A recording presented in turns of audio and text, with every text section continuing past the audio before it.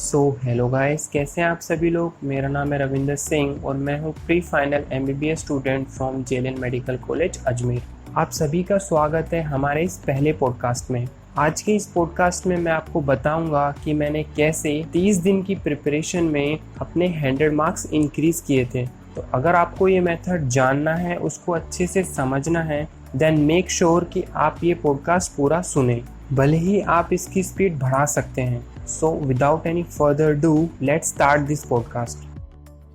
तो आज हम जितनी भी बात करेंगे उसका जो मेन फोकस होगा वो टाइम मैनेजमेंट पे होगा कि हम कैसे एग्ज़ाम के 3 घंटे का बेस्ट यूज़ कर सकते हैं। अगर हम मेजॉरिटी स्टूडेंट से बात करें, उनसे पूछें कि आपका जो पेपर अटेम्प्ट करने का ऑर्डर होता है वो क्या है, तो वो बोलते हैं कि सबसे पहले बायोलॉजी, फिर केमिस्ट्री, फिर फिज़िक्स अटेम्प्ट करते हैं।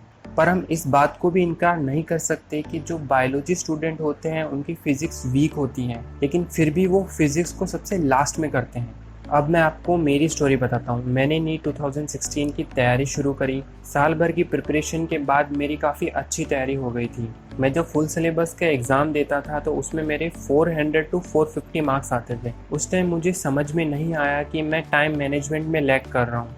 फिर मैंने नीट 2016 का जब फाइनल नीट का एग्ज़ाम दिया और उसमें फ़िज़िक्स मैंने लास्ट में अटेम्प्ट किया, तो जब मैं फ़िज़िक्स में पहुंचा तो मेरे पास सिर्फ 50 मिनट बचे हुए थे। उन 50 मिनट में मैं सिर्फ 22 से 23 क्वेश्चन सोल्व कर पाया और उसमें से भी 6 से 7 क्वेश्चन मेरे नेगेटिव हो गए। और आपको पता ही है कि 44 और 45 मार्क्स के बाद सिलेक्शन पॉसिबल नहीं है।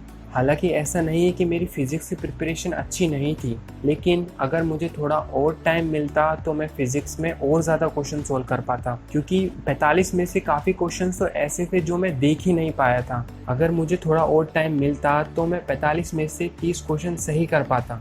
लेकिन एक्चुअली में होता क्या है कि जब फिज़िक्स हम लास्ट में करते हैं और हम जब टाइम की तरफ देखते हैं कि सिर्फ 35 मिनट बचे हुए हैं, सिर्फ 30 मिनट बचे हुए हैं, तो जैसे जैसे टाइम कम होता रहता है तो हमारा जो स्ट्रेस का लेवल है वो बढ़ता रहता है। और आपको पता है कि फ़िज़िक्स के क्वेश्चन सोल्व करने के लिए हमको थोड़ा सोचना पड़ता है, कॉन्सेप्ट को अप्लाई करना पड़ता है, उस सिचुएशन को फील करना पड़ता है। तो फिज़िक्स के क्वेश्चन को सोल्व करने के लिए थोड़ा टाइम चाहिए होता है। तो जैसे जैसे टाइम कम होता रहता है वैसे हमारा स्ट्रेस बढ़ता रहता है, जिसकी वजह से जो क्वेश्चंस काफ़ी इजी होते हैं, जो क्वेश्चंस हमारे सही होने चाहिए, वो क्वेश्चंस भी हम गलत कर देते हैं। ये पूरी बात मुझे 2016 में समझ में नहीं आई, जिसकी वजह से मुझे 1 साल का और ड्रॉप लेना पड़ा। फिर मैंने नीट 2017 में भी काफ़ी अच्छे से पढ़ाई करी। जो चैप्टर्स मेरे वीक रह गए थे, जो पोर्शन मेरा वीक रह गए थे, उनको मैंने स्ट्रॉन्ग किया। फिर मैं जब कोचिंग के मॉक टेस्ट देता था उसमें जो मेरे मार्क्स आते थे वो 400 to 450 ही आते थे, उससे ज़्यादा इंक्रीज़ हो ही नहीं रहे थे। फिर मैंने जब मॉक टेस्ट का एनालिसिस किया तब मुझे पता चला कि मैं टाइम मैनेजमेंट में लैग कर रहा हूँ। फिर मैंने डिसाइड किया कि मैं सबसे पहले फिज़िक्स करूँगा, फिर केमिस्ट्री करूँगा, फिर बायोलॉजी करूँगा। और जब मैंने अगला मॉक टेस्ट दिया तो मेरा जो स्कोर था वो 450 से 550 हो गया। ऐसा इसलिए हुआ क्योंकि अब मैं फिज़िक्स में काफ़ी ज़्यादा क्वेश्चंस अटेम्प्ट कर पा रहा था। अब नीट एग्ज़ाम को सिर्फ 30 दिन बचे हुए थे और उन 30 दिनों में जितने भी कोचिंग के मॉक टेस्ट हुए उसमें मैंने सबसे पहले फिज़िक्स को अटेम्प्ट किया और सभी एग्ज़ाम में मैंने 500 प्लस स्कोर किया।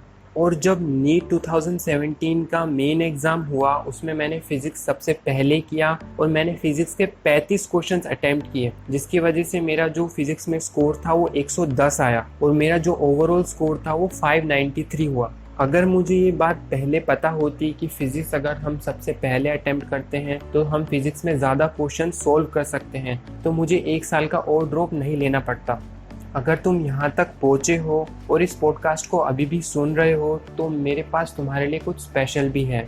देख भाई, अगर तुम फिज़िक्स पहले करते हो तो मेक श्योर कि तुमको 1 घंटे के अंदर फिज़िक्स कंप्लीट करनी है, चाहे तुम 30 क्वेश्चन अटेम्प्ट करो या 25 क्वेश्चन अटेम्प्ट करो। क्योंकि अगर तुमने 1 घंटे से ज़्यादा टाइम फिज़िक्स को दिया तो तुम्हारा जो बायोलॉजी के क्वेश्चंस होंगे वो छूट सकते हैं। इसलिए कोशिश करो कि 1 घंटे के अंदर तुम जितने क्वेश्चंस फिज़िक्स के सोल्व कर सकते हो उतने करो। तुम फिज़िक्स का पेपर सोल्व कर रहे हो तो स्टार्टिंग में उन्हीं क्वेश्चंस को अटेम्प्ट करो जिनको तुम 1 या 2 मिनट में सोल्व कर कर सकते हो। कुछ क्वेश्चंस तो ऐसे होते हैं जिनकी शक्ल देखने से ही हमें को पता चल जाता है कि ये हमारी बस की बात नहीं है, तो ऐसे क्वेश्चंस पे टाइम वेस्ट मत करो। कुछ क्वेश्चंस ऐसे भी होते हैं जिनको तुम सोल्व कर सकते हो, लेकिन उनको सोल्व करने के लिए थोड़ा ज्यादा टाइम लगेगा, तो ऐसे क्वेश्चंस के ऊपर तुम एक मार्क लगा सकते हो, ताकि जब लास्ट में तुम्हारे पास टाइम बचे तो तुम इन क्वेश्चंस को सोल्व कर पाओ। तुमने जो फिजिक्स का 1 घंटा डिसाइड किया है, इसको 2 स्लॉट में डिवाइड कर लो, 45 मिनट और 15 मिनट। पहले के जो 45 मिनट हैं इसके अंदर ऑर्डर वाइज क्वेश्चंस को सोल्व करो, जो तुमको नहीं आता उसको छोड़ दो, जिसमें ज़्यादा टाइम लगेगा उस पर मार्क लगा दो। अब सपोज करो तुमने 45 मिनट के अंदर 23 से 24 क्वेश्चन सोल्व कर दिए,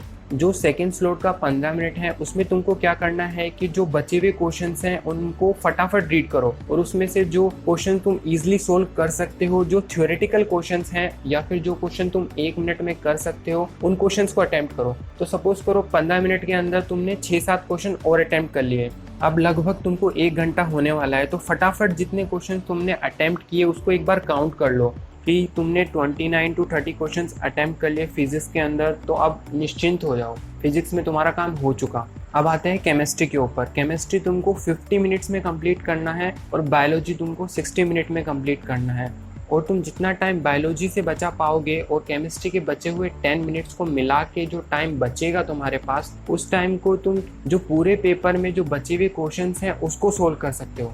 अब हम केमिस्ट्री सेक्शन के ऊपर आते हैं कि केमिस्ट्री में सबसे पहले तुमको फिजिकल केमिस्ट्री के क्वेश्चन सोल्व करने हैं, और उसमें भी वो क्वेश्चन तुमको सबसे पहले सोल्व करने हैं जिसको तुम सिर्फ 1 मिनट में सोल्व कर सकते हो, और कोई क्वेश्चन तुमको दिखता है कि तुम उसके अंदर ज़्यादा टाइम लगने वाला है तो उसको मार्क लगा दो कि उसको हम बाद में सोल्व करेंगे। फिजिकल केमिस्ट्री के बाद इनऑर्गेनिक और ऑर्गेनिक के क्वेश्चन सोल्व कर सकते हो। उसके बाद हम बायोलॉजी के ऊपर आते हैं। बायोलॉजी में ध्यान रहे कि हमको क्वेश्चन बहुत केयरफुली रीड करना है, क्योंकि काफ़ी क्वेश्चंस हम सिली मिस्टेक की वजह से गलत कर देते हैं। ऑप्शंस को पूरा पढ़ना है, नीचे से पढ़ना है, और काफ़ी केयरफुली और अपनी स्पीड को मेंटेन करते हुए चलना है। इस बात का बिल्कुल ध्यान रहे कि हमको बायोलॉजी को 60 मिनट में कंप्लीट करना है। बायोलॉजी में ज़्यादा क्वेश्चंस तो हमारे पढ़े हुए होते हैं, क्वेश्चंस को हमें सिर्फ रीड करना है और ज़्यादा से ज़्यादा 5 से 10 सेकंड बाद हमको टिक लगाना है। बायोलॉजी क्वेश्चंस को सोल्व करते हुए हमें बिल्कुल ध्यान में रखना है कि हमें 30 मिनट के अंदर 45 क्वेश्चन सोल्व करने हैं और अगले 30 मिनट के अंदर अगले 45 क्वेश्चन सोल्व करने हैं। ऐसा नहीं होना चाहिए कि हम किसी 1 या 2 क्वेश्चन के ऊपर ज़्यादा टाइम वेस्ट कर दें। अगर ऐसा होता है तो बायोलॉजी के जो लास्ट के क्वेश्चंस हैं वो छूटने के चांसेस बढ़ जाते हैं। अगर तुम किसी 1 या 2 क्वेश्चन पे ज़्यादा टाइम दे देते हो तो उसी के अकॉर्डिंग बाकी क्वेश्चंस में तुमको अपनी स्पीड बढ़ानी पड़ेगी। अगर तुम बायोलॉजी पेपर को 60 मिनट से पहले कर लेते हो तो ये जो बचा हुआ टाइम है प्लस जो 10 मिनट्स तुमने केमिस्ट्री से बचा है, इन 2 टाइम को मिला के तुम जो केमिस्ट्री के बचे हुए क्वेश्चंस हैं उनको सोल्व कर सकते हो, और जो फिजिक्स के क्वेश्चंस तुमने छोड़े हुए हैं उनको तुम एक बार देख सकते हो। सपोज करो कि तुम्हारे पास अभी 15 मिनट बचे हुए हैं, तो 15 मिनट में से 5 से 6 मिनट में बचे हुए केमिस्ट्री के क्वेश्चन सोल्व करो, और 10 मिनट के अंदर तुम फिजिक्स के और जितने क्वेश्चंस एक्स्ट्रा सोल्व कर सकते हो उसको अटेम्प्ट करो। इससे क्या होगा कि तुम फिजिक्स के अंदर 5 से 6 क्वेश्चंस और अटेम्प्ट कर सकते हो। अभी तुम जो मॉक टेस्ट दे रहे हो, अगर तुमको टाइम मैनेजमेंट में दिक्कत नहीं हो रही है कि तुम फिजिक्स के 45 क्वेश्चंस रीड कर पा रहे हो, उसको अटेम्प्ट कर पा रहे हो, कि तुम केमिस्ट्री के 45 क्वेश्चंस रीड कर पा रहे हो, उसको अटेम्प्ट कर पा रहे हो, फिर जो ऑर्डर तुम फॉलो कर रहे हो उसी को ही फॉलो करो।